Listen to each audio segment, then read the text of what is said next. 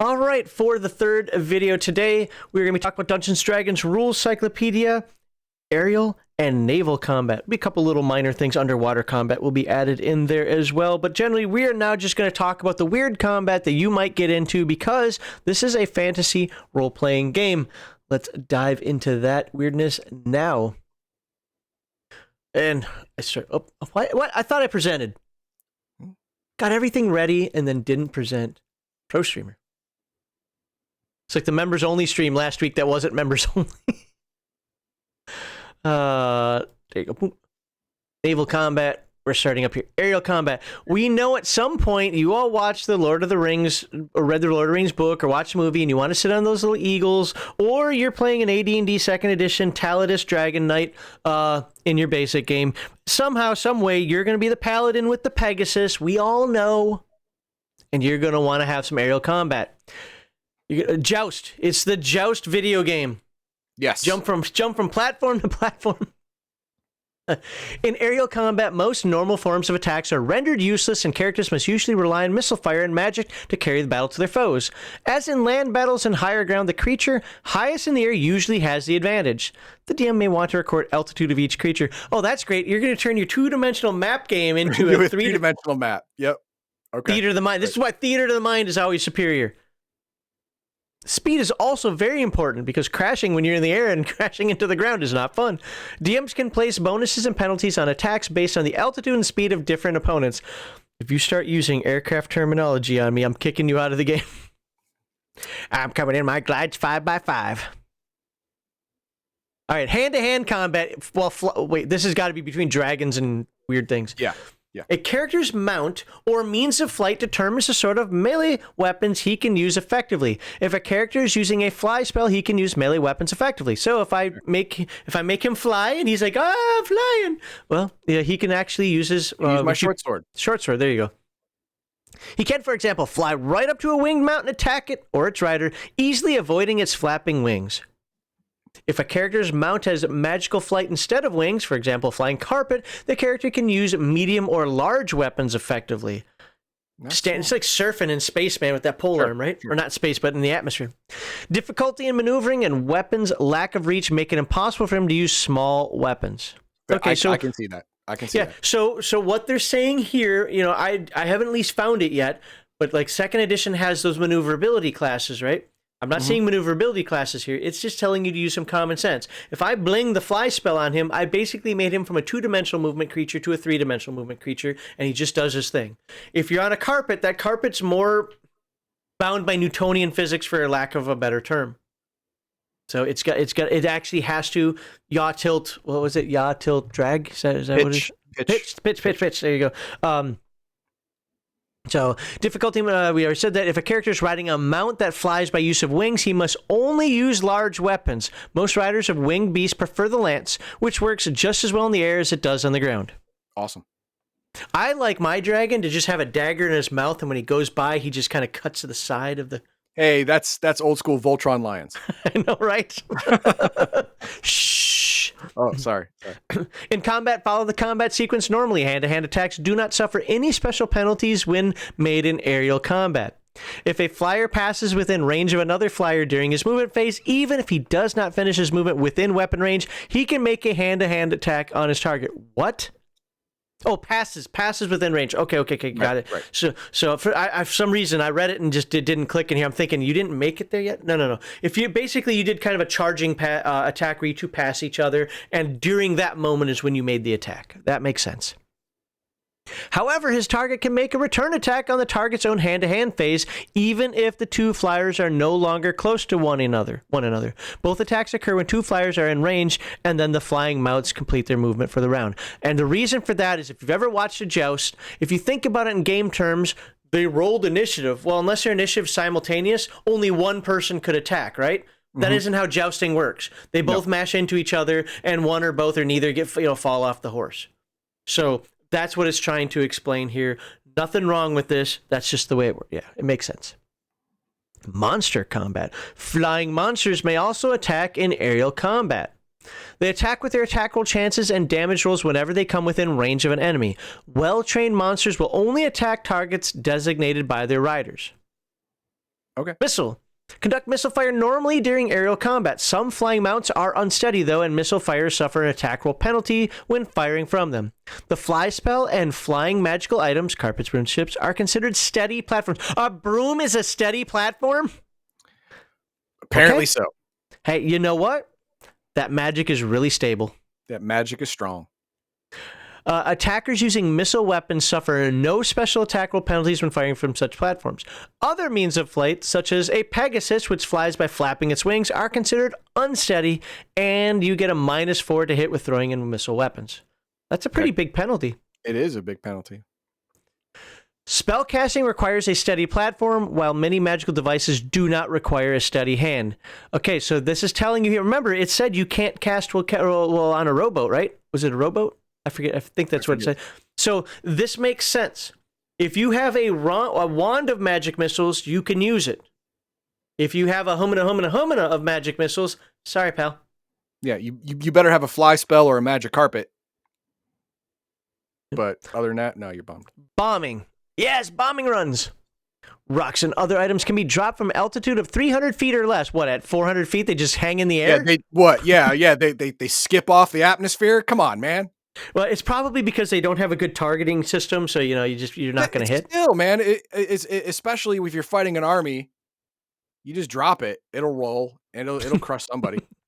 The damage depends on so regardless of direction. Okay, damage depends on the size of the flyer. For example, if a flying mount can carry a man, the flyer may instead carry the equivalent amount of encumbrance in rocks to inflict 2 to 12 points of damage to all within a 10 by 10. Yeah, it's even an area effect. Why does it have to be 300 feet?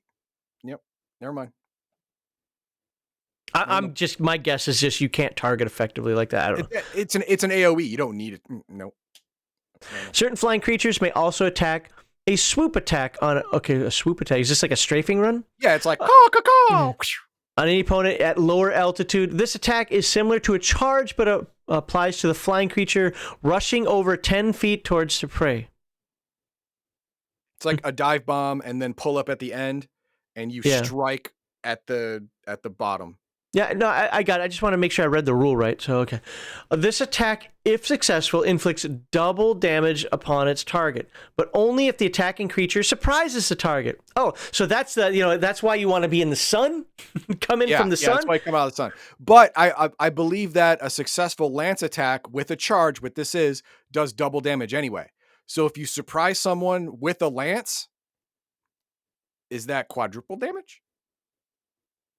Yeah, but I don't think this is counting the lances. I think this is natural weapons. Yeah, it doesn't talk about a lance yet. It might. If the attack roll is 18 or more and the monster has talons or some way to hold prey, the monster grasps the victim and attempts to fly away with its victim. You know what? Attack me with that lance. I get it. I'll take some damage. I might live, might not. But you drop me from 500 feet? I hate you. No, I would drop you from 300 feet or less so I can take you and somebody else out. There you go. Yeah, that's thinking. There's the thinking right there. I could use you as a missile weapon against your friends. The monster grasps victim, attempts to fly away with the victim. If the victim is too heavy, the monster lets go immediately. A swoop cannot be used in dense forest or jungle cover. Fair. So a rock of 3 hit dice can lift a halfling easily, while a 6 hit die rock can carry away a man. Horses can be carried away by 12 hit die rocks, and 24. Okay, so I guess these can go up to 24 hit die. I guess so. Yeah, I guess I wouldn't want to wrestle him. He's got a minimum of 48. 48 wrestle rating. And you know what? If you wrestle him, he's just going to grab you and fly anyway. Yeah, so I'm just going to be a missile weapon against you. There you go, right. Can lift an elephant or creature similar encumbrance. The DM can add freely to the existing guidelines for aerial combat as needed. So there you go. DMs, do what makes sense for your table. And DMs are free to develop their own rules for climbing and diving, turning, crashing, and other aerial maneuvers pertain to both travel and combat. Now, there's going to be people of 2 mindsets here. Mm-hmm. There's going to be the one mindset, why didn't you complete the rules? The other mindset is, thank you for giving me the freedom to do what I want. I agree with what's written here. It gave you the framework. And now, obviously, Heathen Dog's going to house rule that 300-foot rule, and this gives him, more things that he can or should house rule.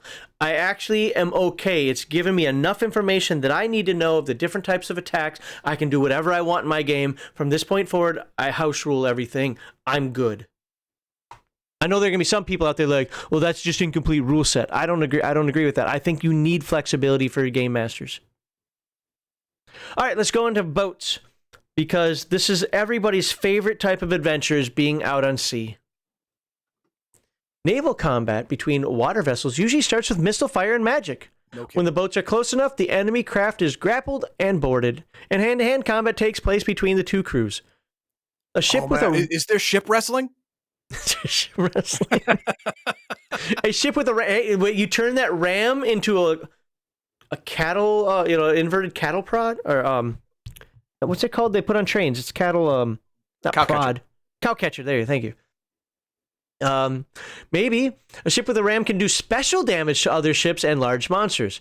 Read the rules for evasion at sea in Chapter 7. Mm-hmm. Did we cover that already? Yeah, we did. Okay. We did. It sounded familiar. Missile combat. Crews of ships can fire upon one another whenever they come within missile range. Ships armed with catapults will tend to be more effective than those without. Hand missile weapons. On a boat? Hey, if it's a big enough boat, you can mount that thing. I suppose, but that would cause even a large boat to shift wildly with all that mass being flung about. I'm pretty sure, I could be wrong about this, but I'm pretty sure the Romans had catapults on their... I might be wrong, but some historian out there will correct me, but I thought Romans were known to have catapults on some of their ships. That's fine.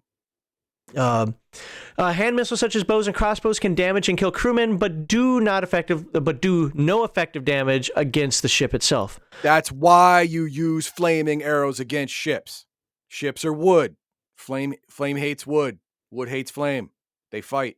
Fire wins. That's why you douse the deck of your ship in water before you get into a fight. Well, you can also take the sail. That's fair. Yeah. A catapult, on the other hand, does its full damage to either ship or living target. You'll find rules for catapults in Chapter 4. Close quarters combat. When ships come close to one another, they normally try to ram or board one each other. I don't like the ramming thing because that can go sideways on you. Yeah, it could go bad for both parties. Yep. Because if you puncture a ship and you're caught in that, when it goes down, you go down. Am I wrong? It's possible. Again, I have literally zero naval expertise. Experience in that, and it may actually, show us here. That'd be great. If there's one area that I will just say that I have probably less than zero knowledge, not even possible, but I'm going with it, is in naval combat. Where if a ram ship must bring its bow into contact with the enemy ship. In other words, it must chase until it touches the enemy.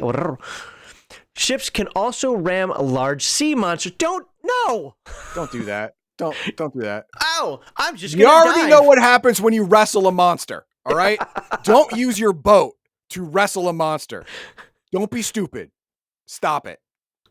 Small targets are impossible to hit with a ship. They can easily outmaneuver a ramming vessel. The ram attack takes place in the missile phase. Okay, so you're basically a big missile.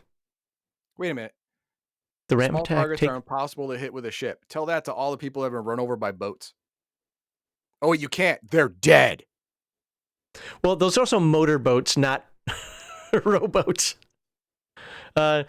The ram attack takes place in the missile phase of the combat round in which the ships touch. Okay. Missile phase. It's not unarmed combat because, that's right. So if you ram someone, you get stuck in there, then the unarmed combat can happen. Well, it's just a phase, though. It's not even full round. I know. What's this up here? Ram attacks table. Actually, I should have gone all the way up there. My bad. So let's. The ramming ship's pilot rolls to hit as if he were a first level fighter attacking the target's ship armor class. Wow. Hey, you're in charge of the ship. You're a first level fighter now. Great. Armor class will say 6. I know a first level fighter is a 19. Go ahead and roll. Hang on. How do we know the armor class of the boat? I'm just deciding. I'm the dungeon master. Oh, okay. I said 6. I don't even know if this is a good number. I hit the boat. You hit the boat? All right. I hit the boat. Excellent job. Yar! Yo ho ho and a bottle of rum. The DM can modify this for weather conditions, maneuverability, and other factors. Nah, you surprised. I won't say surprise. There's probably a rule for that. He was just like burp derp derp. Oh hey, look a book. Ouch. Okay, stop it with surprise bullshit. We all know there's no such thing as a surprise ram. Two boats in the water. Ramming is not a surprise. Everybody was sleeping, man. They were drunk. They were yo-ho-hoing off the treasure they just got. If the ram, if it hits, does damage to the ship's hull points, or if it hits a large sea creature, to the creature's hit points. Each successful ram does damage according to the size. Okay, we're going war galley for you, buddy. You got all those riches. You put it into a war galley because you need to protect your goods. Yeah. So damage is going to be 1d6 plus 5 times 10. All right. Oh wait, no, you're doing a creature. You're ramming into a sea turtle because you're stupid. Because I'm a dumbass. So 66. Right. 66. Let's hit it. Or a dragon turtle, sorry. Oh, this is a good one. 12, 17, 25. All right, 25 points of damage. You woke that dragon turtle up. Yep. And he's now, like, what? Hey, and now Jethro, you're stuck watch in it. where you're going. Now your ram is stuck in it. It's going underwater, and you're going underwater with it. Good job. All that gold is going to help you sink. Yay. Yay. All right, let's see what it says here. I died as I lived, like an ass. Rich, but dead. No, well, now you're going to turn into a sea spirit. And no one will be able to wrestle me again. And no one will be able to wrestle you again. There you go. On the same round, the attackers ram the defender. It may decide to grapple during the hand-to-hand phase of the combat round. Ow, you poked me. Especially if it has tentacles. There you go. If its crew does not successfully grapple, they can begin to board on the next combat round's movement phase. Each 10% of hull damage reduces the ship's speed by 10% until the ship is repaired in port. Each 10% loss of rowers reduces the road speed by 10%. Also, okay. When the ship has suffered 75% of its hull points and damage, the ship is dead in the water. It cannot move until at least makeshift repairs are made. Sure. When the ship has taken all of its hull and damage, it sinks. And you can't even repair it because it's just broken. You're floating on lumber. It's done. It's done. Yeah, it's done. Grappling and boarding. You may as well set it on fire as you go down, just to make a spectacle. You're holding on to one of those boards, just paddling, trying to make it to the vast blue. Yeah, it's the end of Jaws. You are now at the end of Jaws. Ship crews attempt to grapple at a distance of 50 feet or less. If both ship crews want to grapple, grappling's automatically successful. Makes sense. Both crews throw out grappling lines. Both sets of lines connect, and the ships are drawn together. If only one ship's crew wants to grapple, roll a d6 every round. 1 to 2 indicates success, while 3 to 6 means that the other crew successfully cuts and casts the grappling lines free. Sure. Basically, it's going to happen. It's just how quickly it happens. Right. After ships are grappled, the boarding battle is fought just like any large hand-to-hand combat, with theme music and everything in the background. Yep. Characters boarding an enemy vessel have a penalty of +2 on armor class and -2 on all attack rolls during the combat round they board. That makes sense. Defenders always have an advantage. And this is a rule that should be in here. Unless they are swinging from their ship to the other ship, you get cool factor. You get a +2 to attack. And cancels out the attack penalty. The difficulty of climbing over 2 sets of ship rails and finding footing on an enemy deck puts them at risk. And you know what? If you're swinging across, you got height advantage too. Nope, you don't handle any of that. But you also have height. You have height advantage. And you have height advantage. God damn, it's actually +4. So not only do you offset the -2, you get a +2 to attack. Awesome. You're also going to be the focus of a lot of people with missile weapons. Why do you think Indiana Jones has a whip as his main weapon? So he can swing and get +4 to attack when grappling onto a boat. I thought it was for the snakes. Nope, for the boat. All right. All right, let's see. The battle continues until a crew of 1 ship surrenders or dies. Repairs. We are not going to read repairs. No, we don't need to. There's 2 different kinds of repairs. I'm gonna tell you right now. There's makeshift repairs and there's port repairs. Makeshift repairs will help you to make sure you can't sink and get to a port. And then the port repairs are actual repairs that will last. There you go. Good job. The following guy. Okay, so this is underwater combat. So this is if you want to wrestle a dolphin, I guess. Yep. All surface dwellers suffer a -4 to attack rolls underwater. The DM is free to diminish that penalty as characters become accustomed to underseas fighting. As a rule of thumb, characters make an intelligence check for each month spent underwater, and success eliminates a -1 penalty until the penalty's gone. Okay, I get it. So if I spend a month completely underwater, I'll get better at underwater fighting. But the problem is that I'm dead. No, you have water breathing spell. For a whole month? That's a really good spell. You're living with the Gungans. Oh, okay. Misa give you water. Well, then my intelligence is going to go down every month. You know what? Damn that it. is true. Wait, I got to do the. No, you don't got. I hated that. God, I hated that. He leaves. He bails. Most missile weapons do not work underwater. Only crossbows made by undersea dwellers, such as mermen, will function. Even with those crossbows, read all undersea ranges in feet at all times. So remember, it's yards when you're in the wilderness, it's feet when you're in a dungeon. Well, guess what? It's feet now. Even with those specially made water bows. Spells that are associated with the elemental plane of air or fire do not work underwater. Oh, I can't make an air bubble? Characters cannot cast spells at all unless they have already cast water breathing or create... Oh, okay, creator spell would work. Or are using a magical item that allows them to breathe. Got the Star Wars rebreathers. It's okay. Hand-to-hand weapons, cutting, slashing, and smashing weapons are not useful underwater. They suffer a -10 penalty to hit and do only half damage. I get the damage part. I think that penalty is a little stiff. I've actually swung a sword underwater, and believe me, it's not the same. But -10 seems kind of severe. -5 easily, maybe even like a -7-ish. And probably I'm just quibbling over a number here. But 10, in my mind, just seems just to be a touch excessive. But I do completely agree with the penalty. Thrusting and piercing weapons function normally. I definitely agree with the damage change too. Siege combat. There are 3 ways to conduct siege combat. Play a normal game session based on the siege. Okay. Use the siege machine rules. Use the expanded war machine rules. If I'm understanding these chapters correctly, we're going to talk about siege machine rules today. War machine rules are all next week. That's like the only thing we're covering. Yes, he ran after the Gungan joke. I would have ran too if he would have made it. You know. Either way, it was like repel co-host. If you make a Gungan joke, that's just what it is. Repel co-host. Yep. Mass combat rules are in the next chapter. This chapter only covers sieges conducted under the normal rules. Okay, so siege machine and war machine rules are next week. This is only covering option number 1. The action centers on an assault in which the attackers storm the walls of fortification, use spells, ladders, rams, and siege equipment. Defensive walls may be battered down or breached before the assault takes place. And this is where I'm going to stop for a moment. I have seen many, from actual science and history videos to people who just want to quibble over stuff. Dungeons and Dragons siege mechanics don't match real world sieges. Stop trying to make that happen.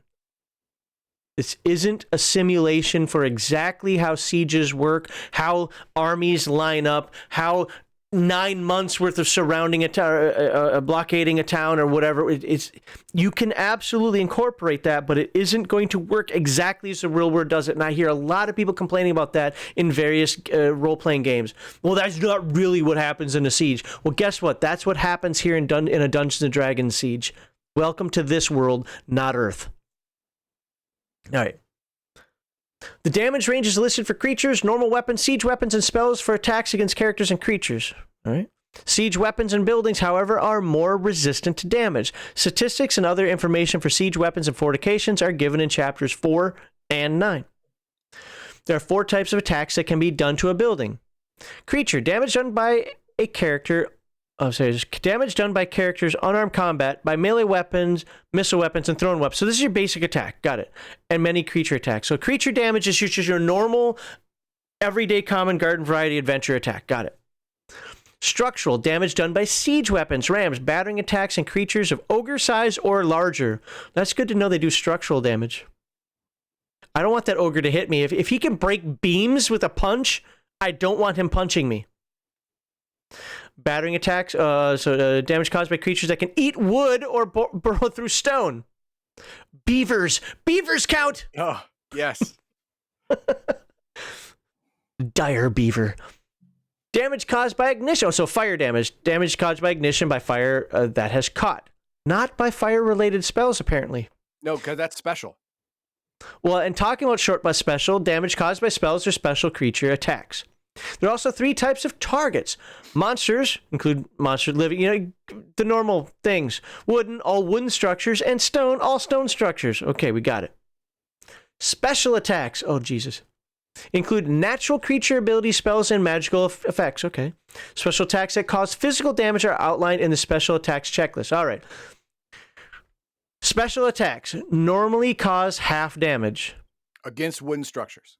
Yeah, I'm sorry. Yeah, I should have read the title there. You're right. Against wooden structures normally cause half damage. If an attack is a spell and no damage range is given, as with Disintegrate, it causes 5 points per level of spell. Okay. I think, doesn't Disintegrate have its own thing? Like it disintegrates this much of the item or wall or person? Well, I don't know what basic is. I mean, I don't know either. For us, it was what, 60 or gone? Or was it a die roll? I forget. One of them was like 6. Either way, it says no damage range. So it causes 5 points per level of spell. So just for the purposes of this, I'm not going to go and look at the spell, what it does to people. Disintegrate in this case, if level Against of the spell. Of wood. Yeah. So I actually have to look at Disintegrate because I don't know. Is Disintegrate a 6th level spell or 7th level spell? Let's just say it's 5th. It doesn't matter. 5th. It costs Let's say it's 25. 5th. So it'd be 25 points of damage. It's spell level, not your character level, is the point that I'm trying to make. So against stone construction, causes 1 point per 6-sided die of damage. You throw that fireball out there against stone construction, don't even roll the 6s. If you're 8th level, you're going to do 8 points of damage. 6s. Yep. If attack doesn't use D6s, attack causes 1 point per 5 points of maximum possible damage rounded up. So even if you're rolling D8s, it's still just 1. Yeah. Oh, no, that would be 2 because 8 is more than halfway. That'd be 3. That'd be 3. Most don't battle axes do 2d8? I don't know what they do in this one. A lot of the weapons in this game do 6-siders of damage. Okay, I think it does 2d8, and if it does, that would be 16 total. That means it would do 5 points. But these are special attacks. This isn't for your weapons. This is for spells. Right. Okay, got it. So this would be more like if you had, say, like a lightning bolt or call lightning that does D8 worth of damage.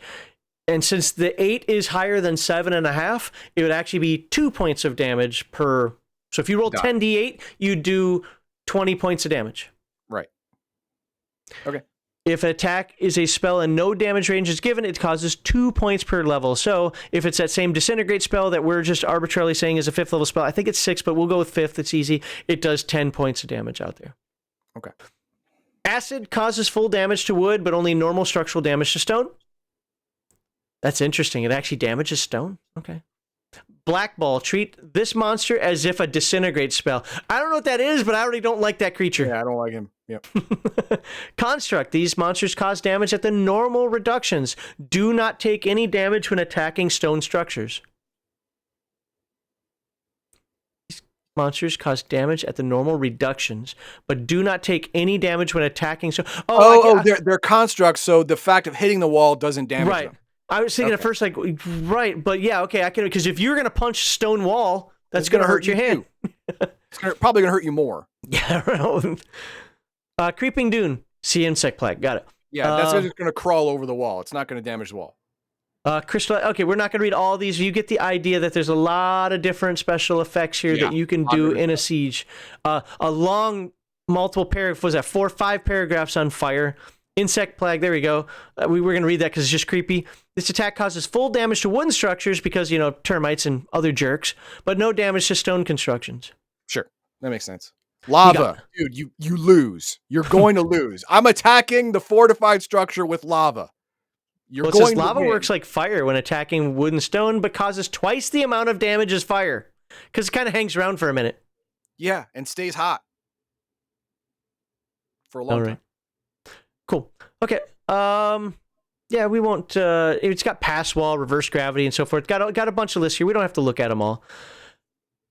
You get the idea, and you know what? If you enjoy it, buy the book, play the game. Some spells may be cast on wooden... Okay, so these are special defenses. Some spells may be cast on wooden and stone structures in order to improve their defense. This is normally done to close up a breach that siege equipment has made in a wall. Normal effects apply in all cases. Magical walls and spells like web and growth of plants can close up a breach in question for the spell duration or until the barrier they create is also breached. Or if you want to really freak people out, use the reverse of flesh to stone on a stone fortification.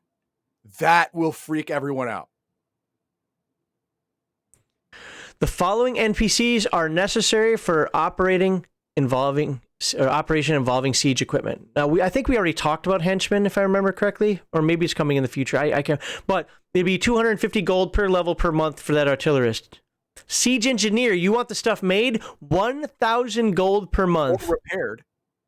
Yeah, or repaired, yeah. And general skills. If you're using the optional general skills, then one skill labeled artillery suffices for both artillerists and siege engineers. However, characters can learn the skill either as an artillerist or a siege engineer. Why don't you just make them 2 skills then? Yeah, then make it to learn how both operate the weapons and how they're built and used most effectively. PC must choose the skill. Oh, shut up, game. Just make it 2 skills, you weirdo. Make it son of a... All right. That is the end. Next week, look at all this stuff. That we got math. Bring out the calculators next week. Math. We got charts, tables. We have missiles of doing percentage. We got, look at this. We even got a little. We have tables we have to fill in. We have we're doing accounting next week. Yes, it's gonna be great. Oh, practice and it's for your taxes, people. You haven't done it already. I mean, what page does this go to? 126. Oh, we're not even close. Yeah, next week is going to be long. That's why I only have 1 segment. So I would split it into 2. I really would. Yeah, but I don't want to do. That's more weeks. No. Split it into 2 sections so you can put out 2 videos that week instead of one 2-hour video. I could do that. The War Machine and the Siege Machine, or whatever it's called. Yeah. I can do that. They're still gonna be long no matter how I do it. Well, yeah, but. It'll be when the videos are partitioned out. That's fair. All right, what do we have for our awesome comments out there? I know. Actually, I haven't been able to star anything. As I say, I saw chat moving quite a bit. So it was, but it wasn't really saying anything that was star worthy. Okay. Black Living balls with are just Gungans spheres for a month, I'd be dead or killed everyone there. Everyone knows D12 is the best of all the dice. Except for a D100. Rotten enough corpses would explode when hitting structures in the city, spreading plague all over the place. Yeah, stuff like that, which doesn't pertain to what we're talking about, is more fun for other people in chat. Okay. Sounds good. Well, yeah, like I said, I think I probably will. I'll look over the chapter and make sure, they got the War Machine starting there, and then what's the other one called? Siege something? That's War Machine. Oh, there's the War Machine and the Siege Machine. That's what I'll do. I'll break it up into those 2. Oh, that means I have to renumber all of my damn thumbnails. Oh, scheisse. Okay, well, that's what will happen. All right, so there you go. I think we are now at the end of combat basics. We've covered aerial combat. In this video, we covered aerial combat, naval combat. Previously, we covered unarmed combat. We talked about missile and magic combat. We covered combat basics, how to use the attack chart. You're ready to go. You are ready to go and have that combat. Not sieges quite yet, but you're ready to go have that combat. So let us know what you think. Like, subscribe, and share. And I look forward to seeing you next week when we cover siege combat. Dun, dun, dun.